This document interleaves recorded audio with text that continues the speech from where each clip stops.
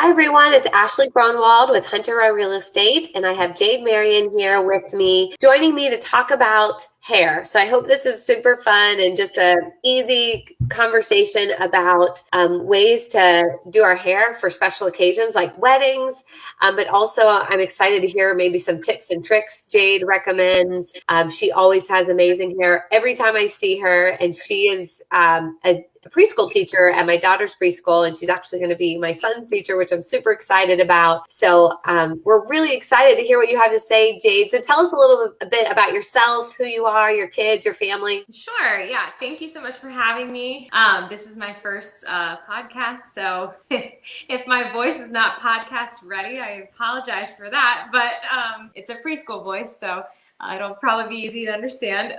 But yeah, I'm Jade. I am married as of September. It'll be 7 years in September. I have 2 kids, a 5-year-old son his name is Brooks, and a almost 4-year-old daughter. Her name is Baylor.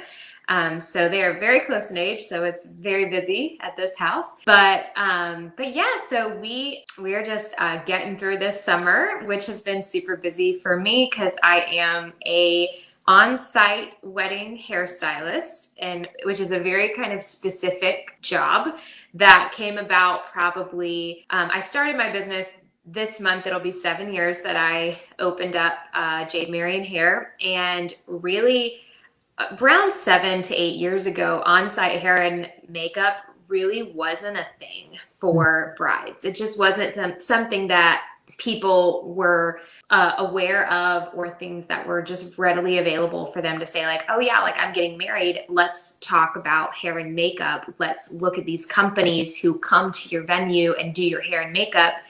7 or 8 years ago, that wasn't a thing. It was, you went to a salon and you got your hair and your makeup done at the salon.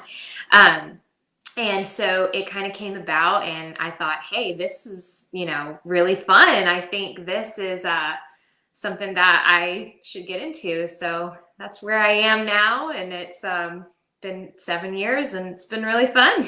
That's awesome. And so did it start with maybe doing a couple friends' hair, and then it was like, I have a knack at this, I love it, and so I'm going to start a company? How did it go? Yeah. I mean, honestly, it kind of came about like that. I've always really enjoyed doing hair, and I've always kind of known what to do with the hair. I guess I've had like a natural inclination of how to style it, what the easiest ways to do it were, but I never really thought that I could make it a business. I just thought like, hey, like I'm the one that's always going to be braiding people's hair. Like I'm the one that like I'm gonna have to sit there and braid people's hair all the time, but which I didn't mind doing. But when I was in college, a bunch of my friends who were getting married young, they were like, oh, Jade, come do my hair for my wedding. And I was like, oh yeah, that sounds like fun. So I would go and do that, but I just didn't really think that it would become something that was a business until me and my husband got married.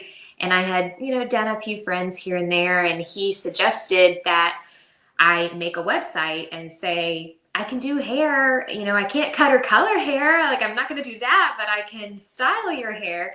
And at that time, I kind of just said, yeah, you're probably right, because I don't have anything to lose by just putting it out there. I'm not going to, go crazy with any advertisement right now because it is just very new. It's just kind of trying it out. And so I ended up doing that back in 2014. And it just kind of built from there. I kind of went through times that were hard because I think when you start a business, you have to start from the ground up, and it is kind of really hard sometimes because you have to start kind of marketing yourself, and you have to reach out to different contacts and other vendors and people that you don't know. And that was hard for me because you don't want to reach out to someone and them just say flat out no. Like, no, sorry, we already have a preferred hairstylist. Thanks for reaching out. So, during that time, that was not fun. And it was, the feeling of not being wanted, or not, oh, they already know somebody who does hair. Like, that hurts my feelings a little bit, but I understand like someone else got there first and someone else has already built a relationship with that Right. particular vendor. And I get that. So really the first, year and a half was really tough because I had to just email people, call people, show up at open houses, at wedding venues and just be like, hey, can I give you a business card? Can I, introduce myself? And you had to build your relationships with these people, which was hard. They have no idea who you are. They've never seen your work. You have no weddings to tell them about that you've done so far, which is intimidating. It's very intimidating, especially with a few other companies that had popped up and that had become kind of well known. Mm-hmm. You had to compete with them. And so that was hard at first, but looking back now, I am glad that I went through all of that hard time because it really showed how hard I actually had to work to build relationships with people and, make it my own. Like I knew this wasn't going to get handed to me and it was just going to be great and easy. It was going to be hard. Building your own business by yourself is really hard. So Yeah, well, I can relate to that because I had to do that when I started real estate over 10 years ago, and I hit yeah. the ground running, and it was hard at the beginning, but so worth it now. And I have, you just build relationships with people that are your people, and they're not going to work with anybody but you, and they're not going to tell anybody, about buying or selling a home unless they're going to work with you. Like they're going to Right. be your people, and I'm sure you have that with hair. So cool. Those are my first kind of questions, was just how did this get started? How did you get into hair? So that's super cool. One off script question I have, just because I tend to follow long after trends. What's the current trend on hair? Is it like short? Is it long? I'm just curious, since you're into hair. Is it? I would say it's funny that every wedding I go to, everybody has a Pinterest picture that they're going to show you before it's time to do their hair. And it's hilarious how many pictures I see over and over and over again. They pull up the same exact picture and I'm like, yeah, I've seen that before. That's that's the normal updo I see. But really for weddings now, the biggest trend that I see over, 50% of the weddings is a low kind of messy updo is what the trend is that I've seen. And it's, sitting kind of right at the nape of the neck and, kind of a bun, kind of not, just, very natural looking with pieces around the face. That overall, every wedding is going to have 2 or 3 of those every time. So that is the big trend, is up. Yes, that seems like a classic. I don't know that you'll regret that hairstyle 20 years from now. So that seems like a good one versus what they may have done back in the 80s that, looking back, may have regretted a little bit. So it sounds like you go on site to wherever the wedding venue is going to be, meet the bride and her bridal party if she chooses, and you do bride and the party. Yes. So normally what we do is we'll kind of correspond through messages or emails, and through that they'll fill out a contract, and on that contract it will say a lot of different questions that I add in there, like where is your venue, what is your photographer's name, so that way I can get in touch with the photographer and ask for their permission to use their photos and make sure that I'm crediting them correctly. That's a big deal for me because the photographers do a lot of work and they deserve the credit.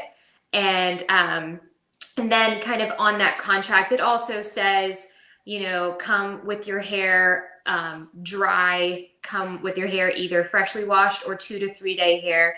That's one big thing that a lot of people get confused, is they'll say, oh no, you have to come with dirty hair. Everything has to be dirty hair. And that is a complete myth. It really is, because some people come with dirty hair and their hair is so oily and heavy that no amount of dry shampoo is going to help their hair look fresh and bouncy and ready to be styled. There are some people out there who need freshly washed and blow dried hair in order for there to be styling that stays. I know my personal, one of my best friends who's a makeup artist, her hair cannot be styled unless it is freshly cleaned and blow dried. It won't hold a curl unless it's not. So it really depends. So a lot of times I tell my brides when they're preparing for their wedding day and they're preparing their bridesmaids, I tell them to come with their hair the way that they like it best styled, whether that is day 1 hair or day 2 hair. But so sometimes it's freshly washed, sometimes it's day 2 to 3 hair. So I need, the entire bridal party and the mothers of the bride and the bride to prepare their hair accordingly on that day. Normally, I will have a bridal trial with my bride before the wedding day. And that way we try out the hairstyles that she is, looking at on Pinterest or she's envisioning for herself. And we make sure that she's comfortable with that style. And then we talk about her timeline during that trial period based on how many girls are getting hair done and what time they all have to be in their dresses, ready for that photographer to take pictures. So on the wedding day, when I arrive, I know exactly how many girls I'm doing. I know exactly what the bride wants for her hair. And then the bridesmaids just come with an inspiration picture based on either what they want or what their bride has specified that she would like for them to wear. So it goes either way. Which sounds awesome. Just one last step to the big day of not having to go to a salon. It's like right there on site, comfortable, relaxed. Everybody, that sounds amazing. I love that idea. So one question, have you ever had a bride come with an idea or inspiration for what they'd like their hair to look like? And you're like, that won't work for your hair. That's not possible, or that you may regret that, or do you have those types of conversations or go with what they want? So we definitely have a lot of conversation during the trial, because a lot of times what will happen with those particular situations is the bride will show up with like 5 different pictures and she'll say, I like all of these, and they're all different. And then we have to kind of take a couple steps back and talk about what do you like about each picture. Yeah. And usually it's just one thing that they like about the picture. It's usually they say, I just like the way the front looks in this picture, but I don't like anything else. And so we'll say, okay, well, let's take the front from this picture and now let's look at this picture. What do you like about this one? Oh, I like the back. Okay, let's morph these 2 together. So a lot of times it takes a lot of kind of puzzle putting together of a look before we can even touch the hair, because it's a big decision for a lot of brides. Some brides take their hair very seriously, and that's like the one thing that they are so nervous about the day. Like that's like one of the biggest things that they are just dreading like happening, because they're not sure if it's going to turn out exactly how they're picturing it in their minds. I have done trials before where they decide, oh, I really want to do this updo with this center part. It's so chic looking. Like I love this, but they wear a side part all the time. Yeah. So I talk to them about it and I say, okay, yeah, it's beautiful. Yeah, she looks beautiful with this center part. Have you ever had a center part before? And of course the answer is no, but it looks great on her. I agree. Yes, absolutely. We'll try it. Let me put your hair in a center part and I'm going to have you look at it. And, 9 times out of 10, they're like, oh, wow, I look weird. I don't look like myself. And that's okay. I talk to them a lot about, before you just jump into an idea, let's take baby steps, because sometimes something that looks great on Pinterest is not going to look great on you. And I try to encourage my brides to just manage their expectations sometimes, because Pinterest is a great thing to look at, but it's also a very dangerous and a disappointing thing to look at, because most of the brides and bridesmaids that are modeling updos and hairstyles on Pinterest, they have on wigs, they have on hair extensions, and most of the time they're all blonde. So it's going to look very different. A blonde updo with lots of curls is going to show so much dimension and so much movement in the hair. And if you are a dark brunette and you choose that style, it's not going to look the same. And that's okay if it's not. You just need to manage your expectations for that specific look on yourself. So we have had some situations where we've done a style and it just didn't turn out the way that they pictured themselves. And we've kind of backtracked and we've started again until it's perfect. So I think the biggest thing with those kind of situations is a lot of conversation has to happen before the styling begins. Yeah, that's so good. I love the one thing you said, just what's popular now is like a low, messy, natural, bunnish style type of thing. And mainly just because the natural piece of it. Because I think looking back, your makeup could be so different than what you do on a regular basis, and your hair could be so different that you don't look like yourself. You might look like a supermodel, but that's not, it doesn't really, Right. make you look like you on your day. So I think that's good, even advice, that to try and be as natural and close to yourself as you can. But I'm curious, like for me, I wear my hair down 95% of the time. But in my wedding, I had it up, which a lot of times you see hair up. Do you ever recommend like doing what you normally do with it? Sometimes if it depends on the bride's personality. Sometimes certain brides are very attached to how they look on an everyday basis. And then you have the exact opposite where you have a bride who says, I just want to look so fancy. I want to look different. I want to look like a different than my everyday. And I think both are great. I do encourage people not to go so far outside your comfort zone so that it even looks strange to yourself or Right. you look strange to your fiance because they're used to seeing you a certain way. Yeah. And there's nothing wrong with getting a little bit fancier on your wedding day for sure and taking advantage of that day to just be so, beautiful and have your hair have so much more volume and, picking a beautiful style that you like. But like you said, going really overboard with lots of makeup or lots of, tons of hairspray and just looking like you've been painted on with hairspray and makeup sometimes can be a little bit jarring for even yourself and for your fiance. But I do think it just depends on the personality. Sometimes I've had personalities who, they wear their hair down and curly all the time, and that's exactly what they wanted for their wedding day. They just didn't want to do it themselves. Yeah. And so I think it goes either way. You can have either ones decide. So I know you said you don't color and you don't cut. You're just more styling. Yes. But I'm curious for all of the everyday people that are listening, trying to make their hair look nice on a regular basis. Like I said, yours always looks stunning. No pressure to make it always look like that. It just always looks like that. Are there things that you tell your best girlfriends or tips that you tell people to how you keep your hair the way you do or what you recommend to people? Just like the tip of not everybody's has great styling hair when it's 5 days dirty. Like that doesn't work. That's a great tip that maybe not everybody knows. Anything like that you'd share? Yeah, I definitely think, like I said, don't believe everybody when they say your hair has to be dirty in order for it to be styled.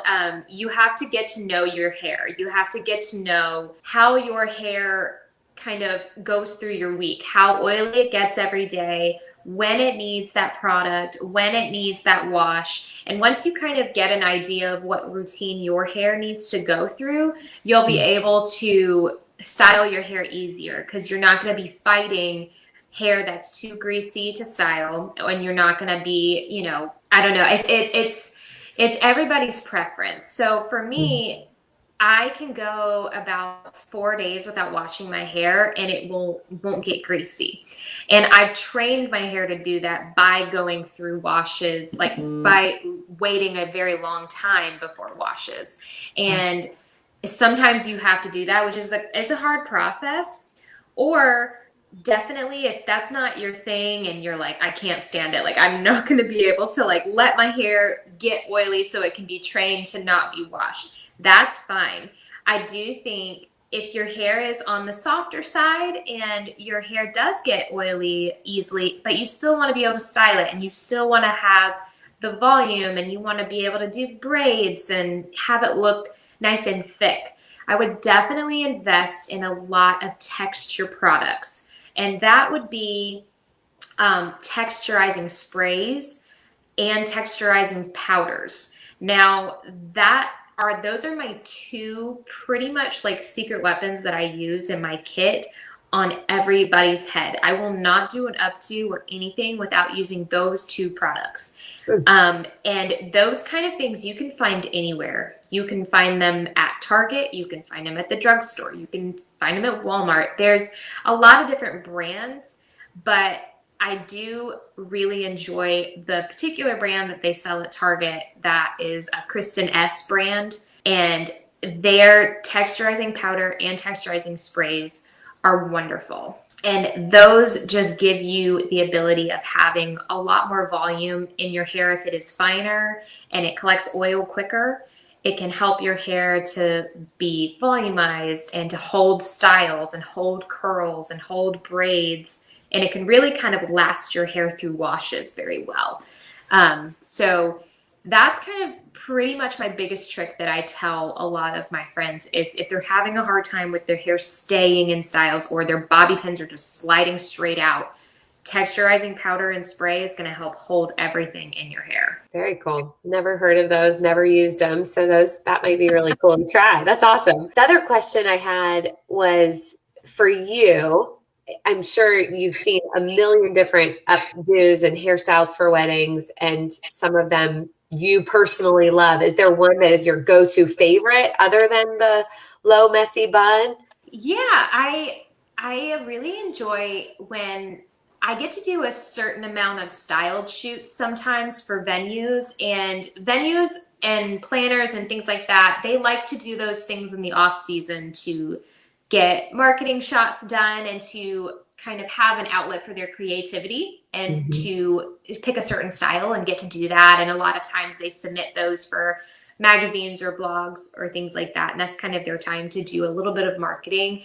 So a lot of times at styled shoots, they kind of give us a lot of flexibility to just choose a hairstyle that kind of matches the vibe that's going on at the style. So I have really enjoyed doing like mermaid kind of boho braids. Those are super fun for me. And it's just basically it just looks like this massive intertwined braid that's full of volume and twists and turns and curls. And it's really fun. What's funny about it is honestly one of the easiest hairstyles ever, even though it looks like the most complicated. Wow. Like it is one of those styles that I could do a tutorial on and people could do it very easily. And but it looks really complicated. So it's like one of the best ones. It's like I want to look fancy without working too hard. This is one you need to do. That's awesome. So cool. I'll have to look some of those up. Now, the bride needs to be the center focus. So the bridesmaids and the mother of the bride, none of them can take away the spotlight. So are you kind of working with them that they complement rather than steal the show when you're helping all of them? Yes.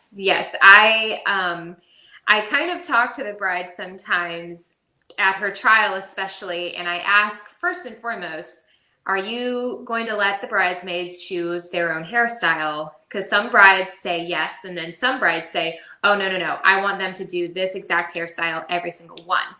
So it depends on the bride's personality and how much she, wants everything to either look uniform or she just wants everybody to have their flexibility and not feel like they have, a rule or anything like that. But I have run into the problem of certain bridesmaids choosing very complicated hairstyles or very similar hairstyles to the bride. And I go ahead and I let the bride know at the trial that I will be the one to be the bad guy for her because I don't have to live with these people and I don't know these people and, they're not my close friends. I'm not going to see them after this. And I know the bride is. And it's kind of awkward, for a bride to walk up to one of her bridesmaids and be like, hey, sorry, that hairstyles kind of like mine. Could you choose something else? And I mean, that's hard for a bride because some brides, they're people pleasers. They don't want to cause any conflict. They don't want to upset anyone or make them choose something that they don't like. So I go ahead and tell my brides, like, you know what, I'm going to police the styles. And if one of the girls chooses a hairstyle that looks kind of like yours, I'm going to usher her in a direction that is away from your style so that I will be the one to frustrate her. If she wants to be frustrated with me, that's fine, but I'm not going to get you involved. And that's usually very helpful for them. And they usually are very appreciative of that because it's just one less stressor for them that they didn't make someone mad or they're not having to diffuse an argument. Because on a wedding day, there's so many different arguments that pop up just because people are stressed out and people are tired and people want things to be perfect. And I try to ease that away from the bride a lot because there's too much for them going on already. So I can be the bad guy that day. That's so helpful. And then what about just the bride who thinks she just wants to do it herself the day of? How would you steer them? You're talking to your best friend. She's thinking about just doing her hair herself. How would you sell her on the idea of, no, you probably want to have somebody do that for you? I would say for sure you are going to be so stressed and busy that morning. And that will be the one day that your hair doesn't cooperate with you. I will tell you, because I got married right before I started my business. And I definitely could have done my own hair, but I chose not to because of that reason. Yeah. Because I knew that morning I would be so nervous and I would be so stressed out that would be the day for some reason my hair wouldn't curl or everything just went wrong or the timeline got cut short because something went wrong. We had to go change something.